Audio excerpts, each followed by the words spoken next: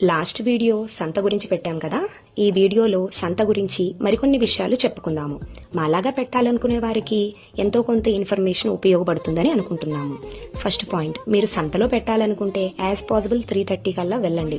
ప్లేస్ని వెతకండి. అక్కడ వాళ్ళు ఒప్పుకోకపోతే రిక్వెస్ట్గా అడగండి. షాప్ ముందు పెట్టాలనుకుంటే షాప్ వాళ్ళ పర్మిషన్ తీసుకుని పెట్టండి.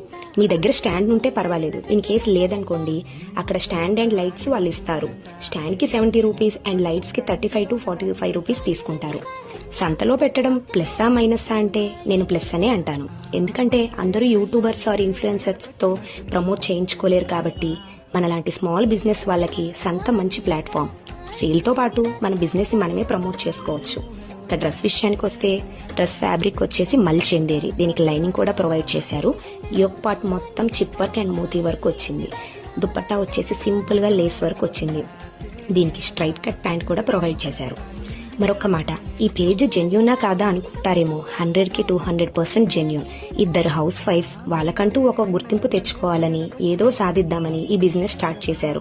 వాళ్ళని సపోర్ట్ చేయాలనుకుంటే ఈ పేజ్ని ఫాలో చేసి ఎంకరేజ్ చేస్తారని కోరుకుంటున్నా. Thank you.